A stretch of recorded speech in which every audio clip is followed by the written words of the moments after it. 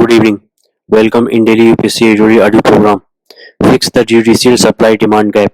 The Economic Times. This is the year to get the SDG goals back on track. The Hindu. Now the full editorial. Fix the judicial supply demand. The Economic Times. That India's judiciary is overwhelmed with cases is well known. One of the reasons for delay in dispensing justice is the misalignment between demand and supply of judges. Five high courts, Allahabad, Punjab and Haryana, Gujarat, Bombay and Calcutta, have reportedly 171 vacancies as of April 1, 2024, accounting for over 52% of total vacancies of 327 posts in 25 high courts.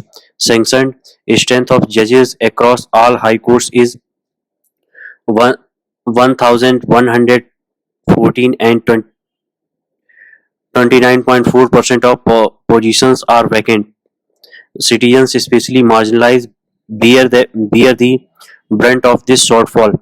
There are almost 62 lakh cases pending in high courts. This needs rectifying. There are several reasons for this HR crisis. One, appointment of judges is governed by Article 217 of the Constitution, and the mechanism used for selecting judges is time consuming. Two, political tussle political tussles between the executive and judiciary over names and other factors are exemplified in the Saurabh Kirpal cases. A member of the LGBTQ plus community who was recommended for judgeship first in 2017 is the case in point.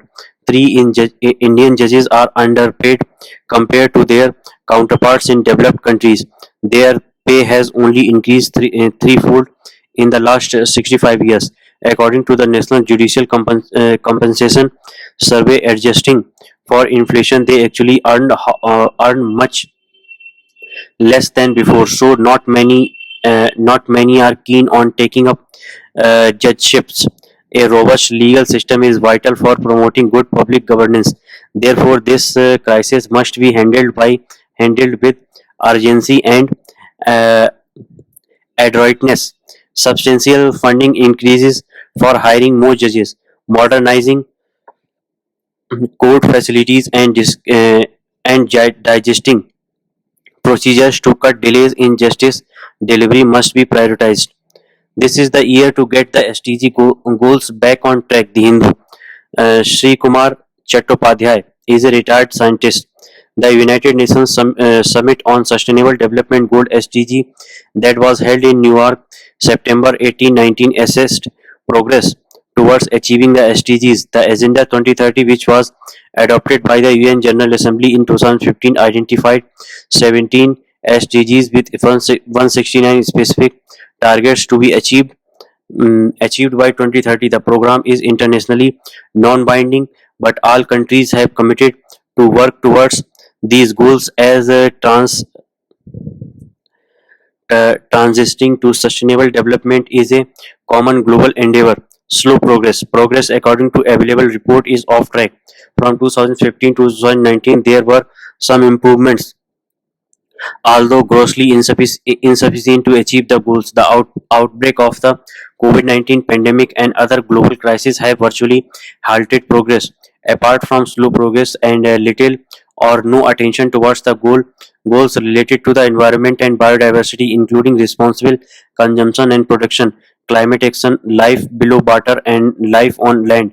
This is a matter of great concern that the current practice of pursuing SDGs defies the integrated and individual nature of SDGs. We are far from the overarching target of balancing human well-being and a healthy environment. The present trend, if it continues, it will lead to accelerated environmental degradation, and the purpose of transiting towards sustainability defeated. Given this emerging scenario, the UN SDGs report 2023 identify five key areas for urgent action. Commitment of governments to 7 years of accelerated, sustained, and transformative action to deliver on the promise of SDGs.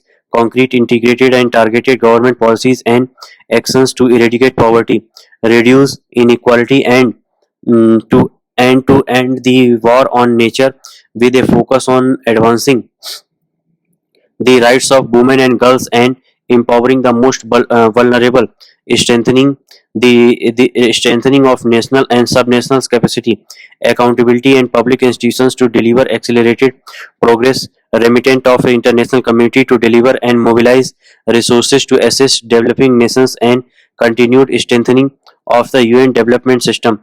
World leaders took cognizance of the situation, reaffirmed their commitments, and agreed to step up efforts to deliver SDGs, our goal roadmap out of the crisis by 2030. But how far these global pronouncements are objective at the ground level remains a big question.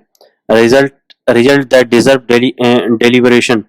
A team of 16 scholars analyzed 3,000 studies, mostly peer reviewed, published articles across the world to examine scientific evidence on the political impact of the sustainable development goals with national and global governance to address pressing challenges of poverty eradication, social justice, and environmental protection. The results, which were published in the journal Nature Sustainability, September 2022 issue under the leadership of Professor Frank Bayerman of the Copernicus Institute of Sustainable Development and addressed University addressed the Netherlands, deserve wide deliberations, especially in the context of Agenda 2030 implementation. The authors look at five dimensions: global governance, domestic political system, the integration and coherence of institutions and policies, the inclusiveness of governance from local to global level, and the protection of ecological integrity. They conducted that the SDGs thus far have had mainly this discursive effect, but also have led to some isolated normative and institutional reforms. However, effects are often diffuse, and there is little evidence that goal setting at the global level leads directly to political impacts in national and local policies. Overall, our assessment indicates that although there are some limited effects of the SDGs, they are not a transformative force in and of themselves. In this context, another UN report, Future is Now 2019, perhaps provides some guidelines for action.